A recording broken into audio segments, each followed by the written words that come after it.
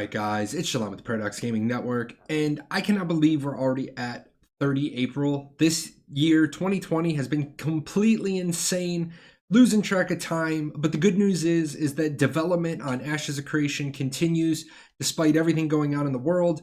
We had our live stream today, so this is the video I do on live stream day. I like to do the live stream review, like to knock out a lot of the quick facts for those people that don't have time to watch like an hour and a half live stream. What I do want to jump into, I do this at the beginning of every video at the end of the month for the update. I talk about expectation management, and I'm going to be honest, it paid off. I have used to have a really long list of outstanding things in Margaret and Lieutenant Toast over at Intrepid. We've really chopped that down. In case you didn't see last month, I want to catch everybody up. We were talking about the overall expectations on deliverables. People were expecting a weekly update, a monthly video. I had a very good conversation with Margaret. She brought up a bunch of good points about the videos. I was only counting the Dev Diary series, and we talked back and forth, and we kind of got to the agreement that that wasn't really fair. Although originally Steven's letter back in 2019 said it was going to be a Dev Diary, they did do all those creation videos, and they are videos. They do take time to produce. So I've gone back on my website. I've credited that. But for right now, due to COVID, I've suspended the count because I think that's only fair. It's not really fair to expect that they're going to do any sort of monthly video other than the live stream. They're in a bunch of different offices, and they're trying to just stay on schedule. I will resume after life goes back to normal in California, whenever that may be. I also want to, for the last time, talk about that update on the December 2018 and January 2019 cosmetics. The way the cosmetics shop works is if you own a pack, you can buy individual cosmetics a la carte. Some people had problems with that. There is a Zendesk article up on this. It's been there since 10 February. It's on the FAQ on the Discord, and if you need it, just ask in the comments below, and I will give you that link in response. Moving on.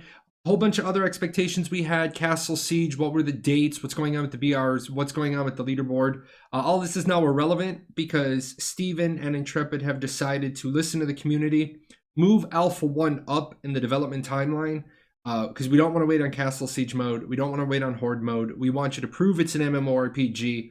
They agreed to do that, so all those points were irrelevant. People were waiting on the Xsolla being removed as the payment processor. Just so you know what's going on with that. This is going to require a lot of rework of their store functions. They want to make sure that when they remove Xsolla, they don't want to set it up for just one payment processor. They want to have flexibility to change in the future. What's going on with the physical studio move? Of course, this is delayed due to COVID. What's going on with their hiring goals? Again, delayed due to COVID. I'm not going to beat up a company that is still developing in light of everything. They get a pass on those as far as I'm concerned. If you think differently, again, that's a great thing to leave a comment on. Let's talk about the only real thing left that that Steven or Margaret or Lieutenant Toast haven't addressed is this update on My.Games. How are they going to handle individual cosmetics? Originally, it was cosmetics were sold in the month they were available, and if you didn't buy them, they were gone. You can't buy individual cosmetics over at My.Games right now. So why can't EU players do that? And why has Intrepid not said anything about it? Like, it's out there, we're looking into it, but this was a big concern for people about My.Games and the communication and the transparency, and why people sort of got outraged in 2018 when My.Games was announced. And now you're starting to see the problems. So I think somebody between My.Games or Intrepid needs to make a statement, even if it's we can't pre-sell cosmetics for a game we don't have a date for due to EU law. If that's the reason, then just say that's the reason and then lay out the plans, make the players comfortable.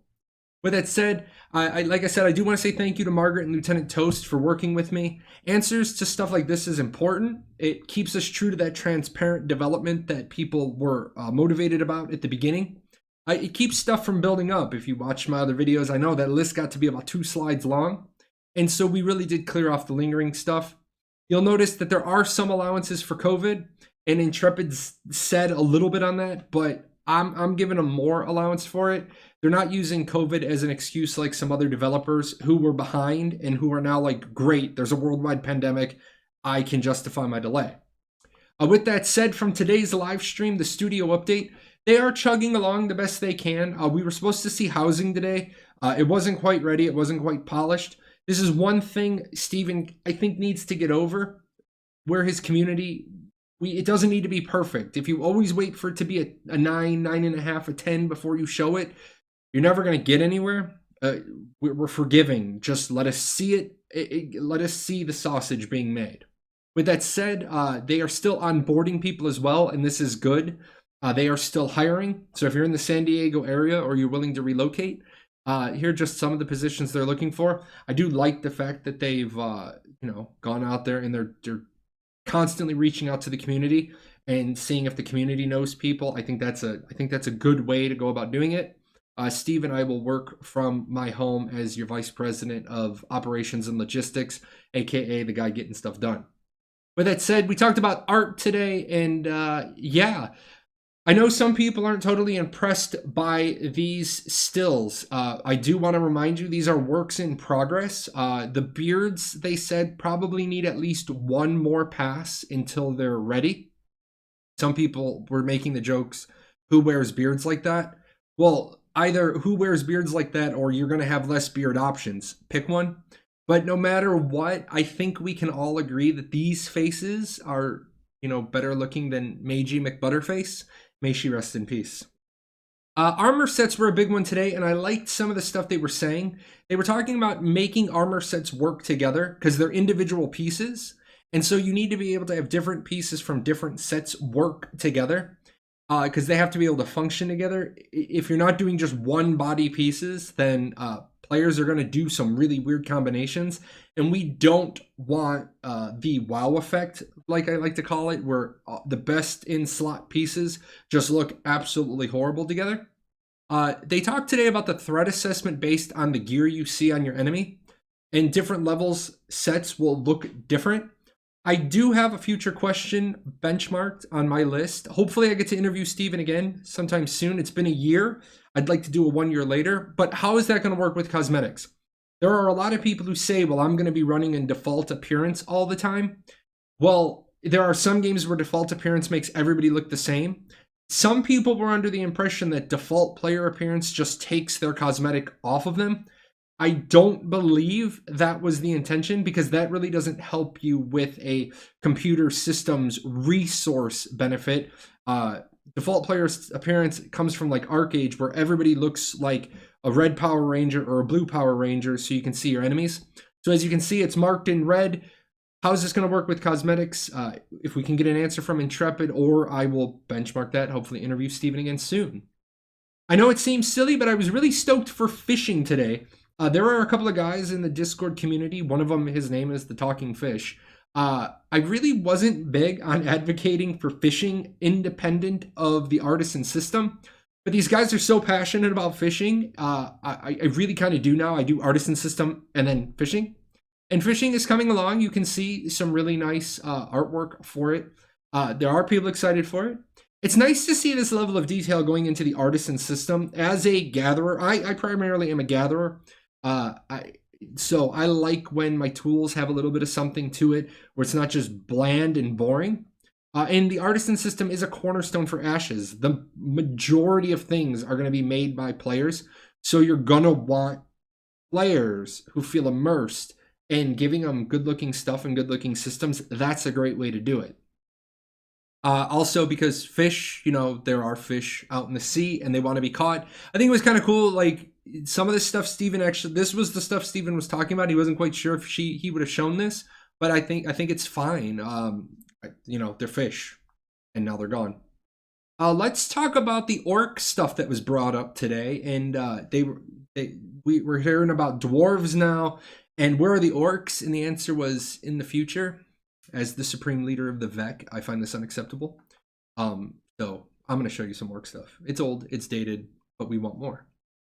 The Nakua art, what you see here is a caravan. And I really do like the fact that if you guys don't dial in with this when you're watching the live streams, Steven doesn't have everything scripted. He doesn't necessarily know every single thing that's going to be shown. And he said that today. And some of them caught him off guard. And he's showing off art. And normally when they're talking about the art, they're talking about the art. Steven went into a discussion about caravan mechanics. The caravan reminder is that if you're on a land caravan and you want to cross the water, what's going to happen is your land caravan will become a water caravan. Now, this is not like Arcage for my Arcage players. You won't have to pull packs out of the caravan and put them into the ship. I think that would be kind of cool, but I think that would open up your vulnerability and your exposure time way too much. I also, another question I've benchmarked is, so we're never going to just straight load our ships with caravan stuff. I think that's the answer. But again, I need to interview Steven. I got a growing list. We got to just bang out stuff. I do like the level of detail that they're putting into even the concept art, but this goes beyond concept art. This is built stuff. And they were talking about today that some of the stuff is getting produced without concept art. Steven was talking about sometimes they just get a general description and a direction and go, and that's what the artists are able to do. And I think that says a lot about Steven's trust with his team. If he's going to let them go like down 9 miles of road before they have a concept art piece, that's great because it means he's vibing with his artist. But B, it means they get to cut an entire step out. They don't have to wait for concept art. I also love the fact that the gatherables stuff is getting a lot of love and attention.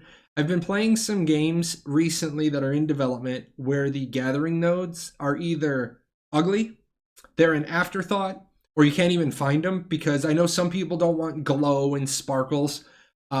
If you're not a full-time gatherer, please don't insert yourself into that conversation. Full-time gatherers, it sucks when you can't find the stuff you're looking for. You end up, having a mess with your contrast on your monitor and your settings. If you guys want lots of weapons, lots of tools, lots of stuff to play with, leave the gatherers alone. Jumping in now into the questions and answers, I do have to say big, huge kudos to Lieutenant Toast. I love the way that you're now taking all of the repeat questions, you're answering them in the forums, so the people that are putting the question in, they feel like they're getting an answer, and we're getting much better questions getting to Steven and Jeff. One of them was, hey, it was mine. I'm the Jahlon. I'm always first. What are economic regions?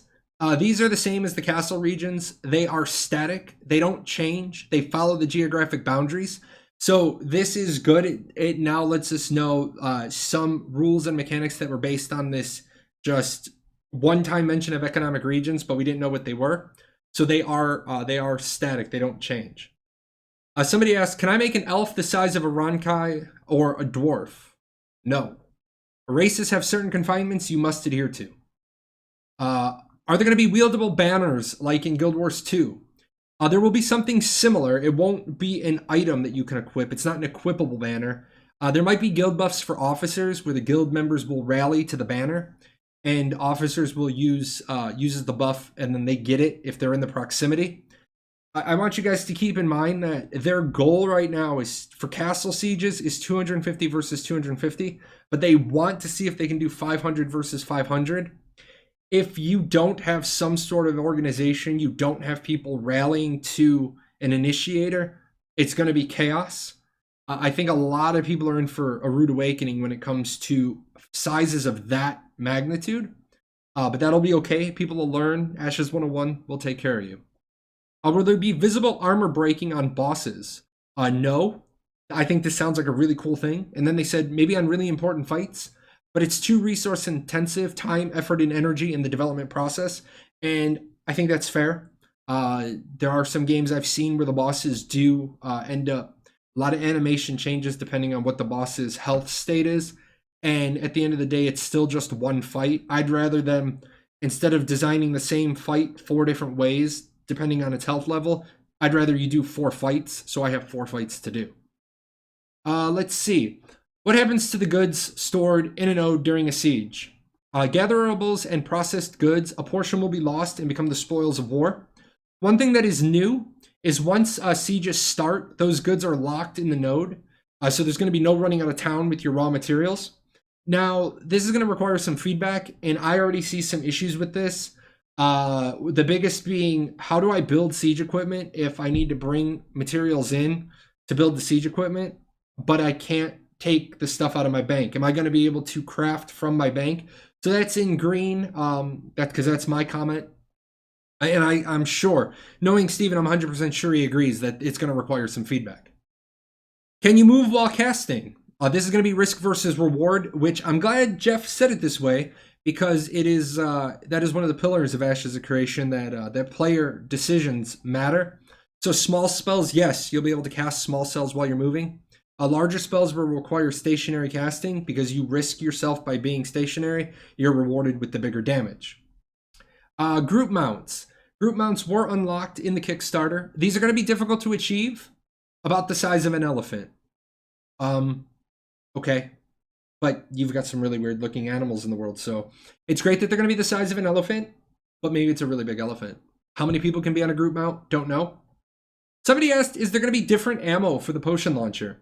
Not different ammo, but it's going to be enhancements on the weapons. And I do want to reiterate a big thing that came out in that discussion.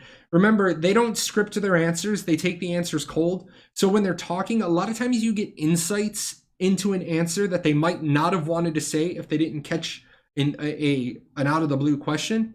They said if potion launchers make it to the MMORPG.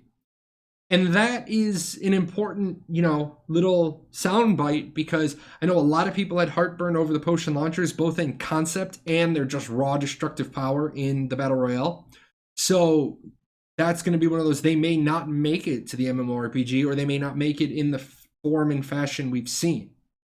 I thought this one was interesting. Are spears melee or ranged weapons? They're melee. I think somebody was thinking like thrown spears. That'd be more javelins. I don't think you're going to carry around a whole backpack full of throwing spears.